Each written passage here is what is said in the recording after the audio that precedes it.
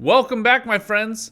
Today's deck is Undying Bloodlust. This is basically a Vampire's Reprise deck. I just tweaked a few things from what I had seen on ladder, and this was working the best for me, specifically. Now, one thing in here that a lot of people I know are going to immediately ask, why do you have Parasite?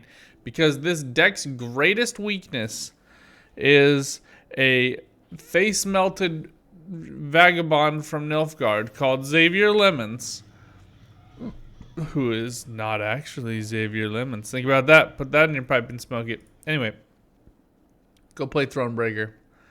If you haven't, then you'll know what I'm talking about.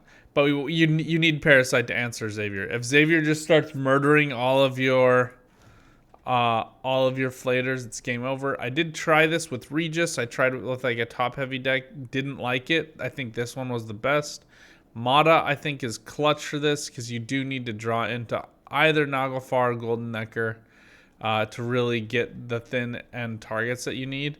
And also, if you're not drawing enough flaters, hold Mata for a round 3 and try to extend the round 3 to like a 4-card round. If you're trying to go for like a short round 3, your opponent is bleeding that. Try to change that up a little bit. All right. Yeah, casuals is usually full of meta stuff. That's not wrong, but it's usually with people who haven't played it very much. There's always like a couple of trolls on there, but I find the best place to test decks is at Pro. No question. Like if you're at like 2400, which I am right now because I haven't played this on Pro, you're gonna, versus Frost. All right, that's not super meta. It's gonna be annoying as vampires though. Once you get to Pro, people care a lot less at the 2400 MMR. Once you get up to like 25, I'd say things get a little rougher. But you have to play so many games to get there, and I have neither the time nor the attention to play serious, like a serious good meta deck for that many games in a row. I just can't do it. It's not for me. Again, props to all the people who do this for their day job. I'm not trying to be facetious about that. Invaluable members of our community. Okay, so we don't... Erendite I don't like round 1. It's kind of useless. You do want to get your Mega Scopes.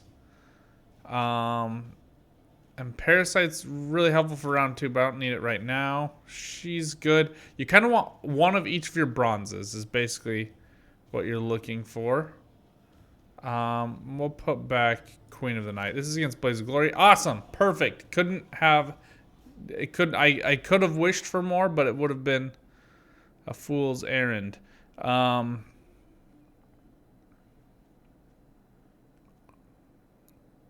Against Skellige, though, I'm going to go for Necrot. And then we'll use Operator, and then we'll use Necrot to proc the bleeding. I'm not doing Regis, so I don't really care about getting bleeding every turn. If you're playing Regis, then it makes a lot of sense to do that. Okay, so I only have one Feast of Blood.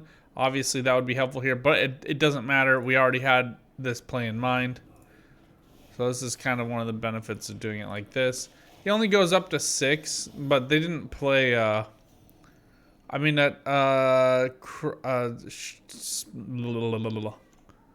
Smashing Blow, Stunning Blow could kill him. But here I'm waiting for the Highland Warriors. Okay, now you have a couple of choices here. The thing I care very most about is getting a copy of this more than anything else. So, and we'll use 1 leader charge here. 7 puts him out of range. I kind of expect a Birna here if he's playing Coral that quickly. Yeah, scald a baby Birna. Alright, plenty of bleeding targets. Works out well for us. We're just going to go for Catachan here. We can start the bleed first, though.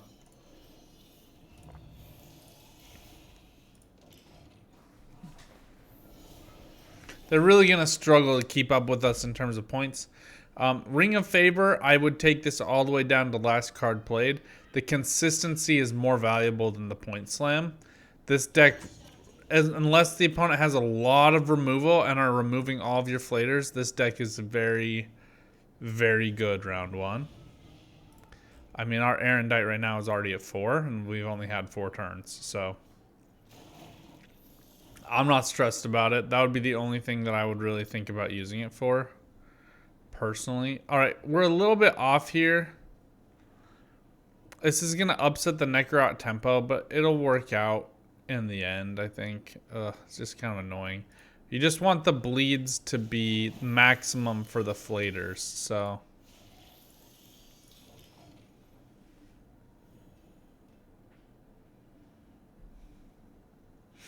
And Undying Thirst, I kind of like more into a later round, but against a Veterans deck, Armored Arrakis is really quite good.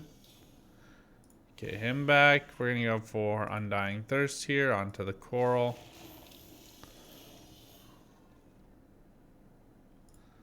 And we're just going to go for Raiders, and I think that should be more than enough to close this out.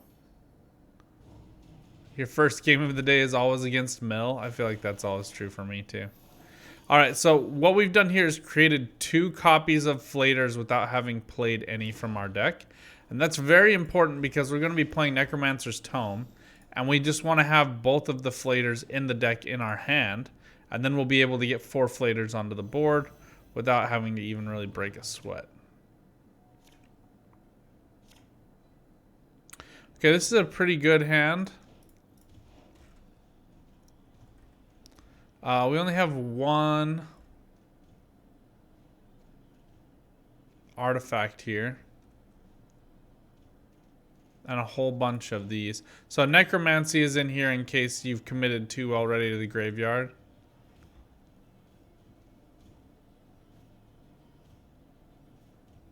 Yeah, I think we're going to go for this.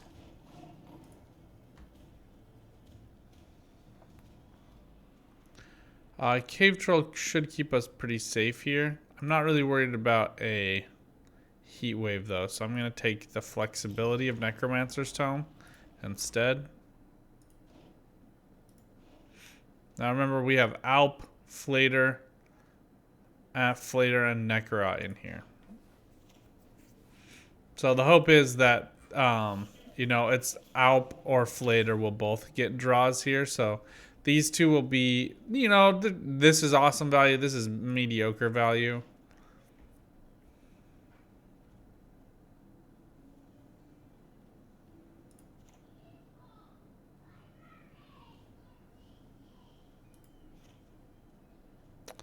I think we go for the Flater here, though.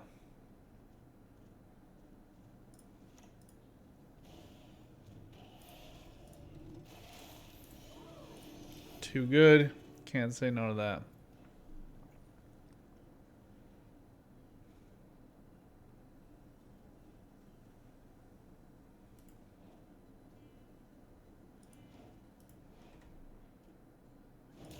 It's an 8, which is not bad. Stunning Blow would make the most sense here. Not Herkia.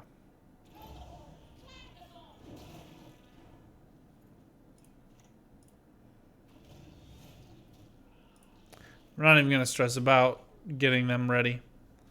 I'm not going to drop this yet. I don't need to. Just going to commit excess bleed onto the same unit. I would rather that top off Oriana. This is meaningless. I don't really care if he dies. I just need him. He's playing for time more than anything else at this point. Now we get double Necrots out, which are... fantastic with Oriana. And now he's going to have to spend 2. So this is going to take 2 cards to remove the defender, which gives me plenty of time here. Okay. That's great. He still can't kill it. I don't know why you don't kill it here. That's kind of weird to me personally, but hey, who am I? 3, 4, 6, 0, 9. Les Mis reference for you guys out there. The opponent's got to start putting up some value here. I don't know what their plan is, but it's 38 to 19. Granted, they're up 2 cards, so he's gonna have to spend ice here to get the removal onto the cave troll. He does have the 3 bloodthirst, so he does get 1 discard here. Though this seems like a waste, because this would have gone to melee regardless. So it tells me that he has other cards that he doesn't want to just discard there. Which is why when I run that deck, I run Skjall. Because Skjall is a much better discard target. Okay, I think maybe he's just planning to play Judah Dry. He leaves Defender. Okay, I've seen it all now. Let's go for Necker. Okay, she's fine. And this does give him a little bit more bloodthirst, so I'm okay with that.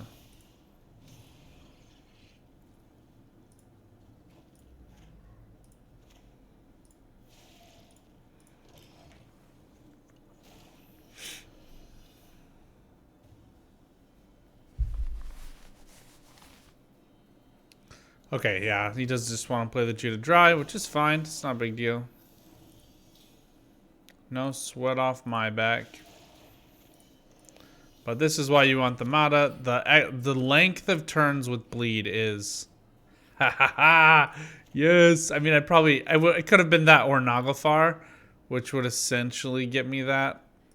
But I'm glad we got it here. It does give us some flexibility into a short round. I don't need to use this yet, so I'm not going to.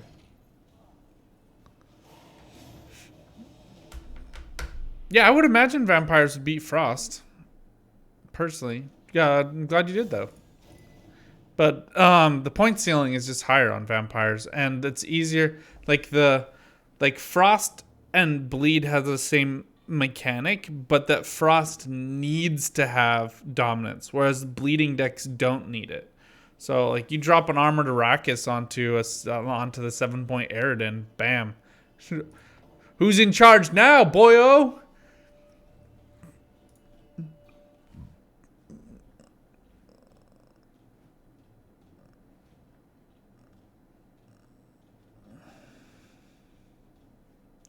They killed all your flaters and you still won without Necromancer's Tome?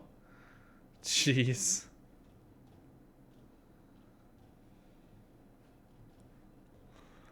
Wow, okay, that's genuinely surprising to me. This deck is pretty consistent though. You just gotta get Naglfar or Mata basically. And or Golden Necker. So yeah, it's an or situation for all of those. I find that I usually draw all of them, so. Okay, the hand target here is really all you care about. Necromancy is not useful at all in round 1, so just go ahead and put that back. Like I said, fairly consistent deck. I was much more concerned about trying to get Neckarot or Golden Necker. I got neither. I do like to have Necromancer's Tome just to hold. Let me hold it.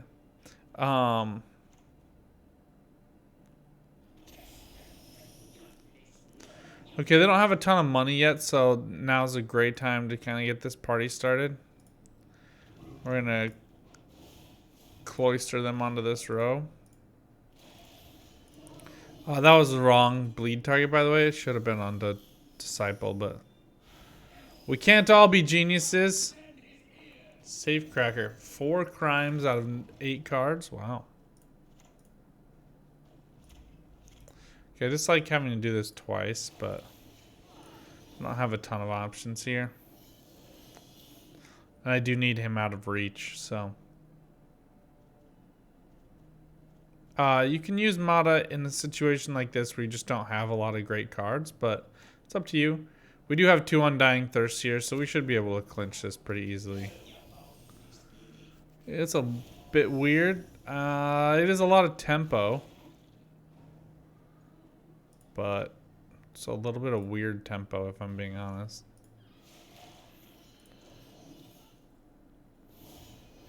Alright, he's gonna die now. And that's okay.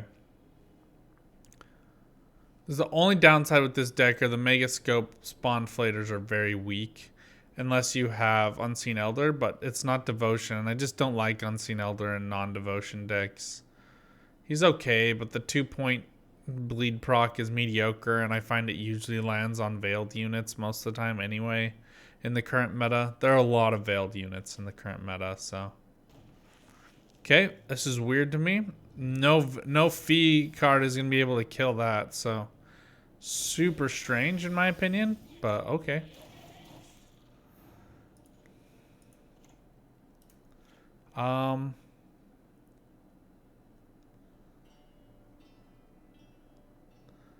Let's do this.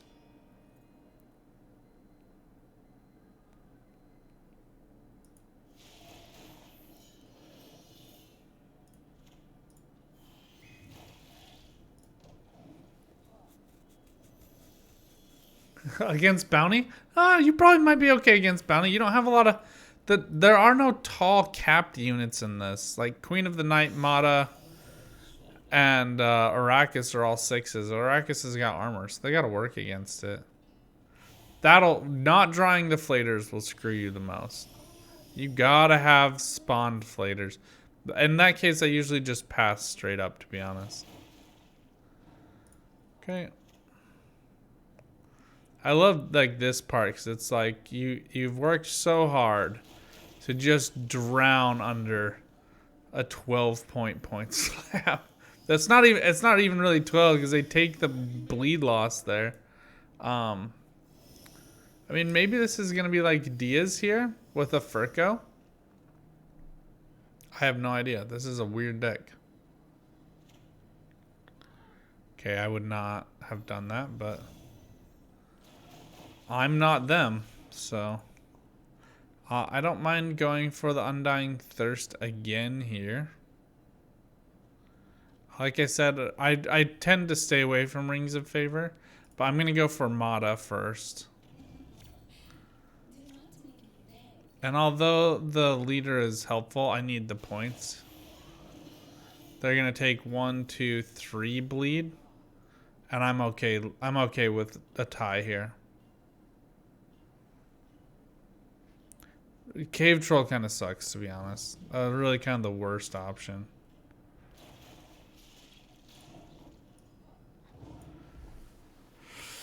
It is a little nerve-wracking against what's likely to be a Cleaver deck just because Cleaver is so much point slam. But, and I don't have Necromancer's Tome here. I take it all back. We're going to be okay, friends. We're going to be okay. Okay, we have both Flaters, so I don't need Necromancy. Okay, I'll take that.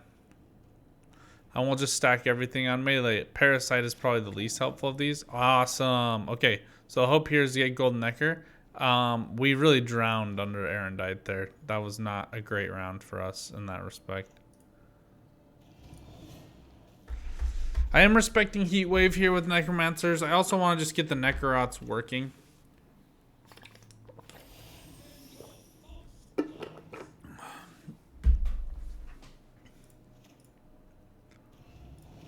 I'm not worried about this at all. Go ahead, get your 2 points per turn. Not even gonna bat an eye over that. I'm gonna get 4 flaters down here unless he can pump out some real value. This is weird to see Firesworn and not a Congregate deck. I'm not trying to bash on it at all here, but it is just weird to me. I find it just plain weird. Yeah, I do friendly sometimes, my friend. Not usually when I'm recording videos. But after we can do... I'm testing out a deck, so I'm happy to try it out. Okay. Alright, so now we just gotta get these flaters working.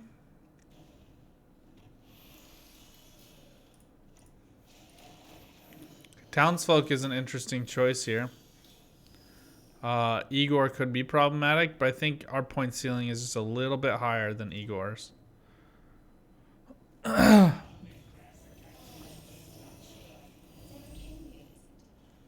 we just got to put the bleed on him. We'll get Megascope next. Or it's a little slow, but I'm okay with it. It's one more. It's not a big deal, to be honest.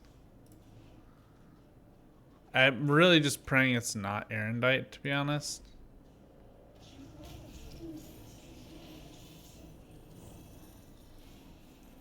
This is so good.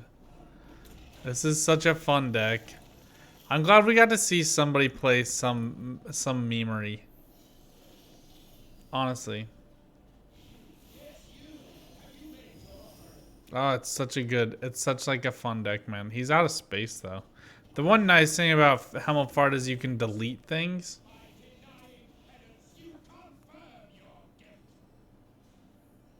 What happened to Igor? Did he kill him? Yeah, okay.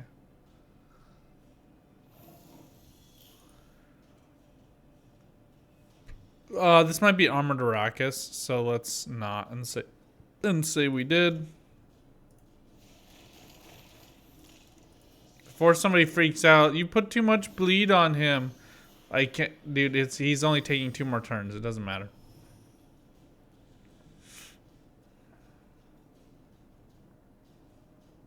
This is gonna be close. It doesn't count as a spawn.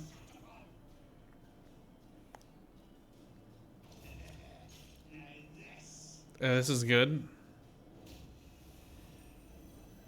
He has a lot of I think Knickers is a bad inclusion here, personally. Come on, seriously? That sucks. GG's, Mr. Opponent, GG's.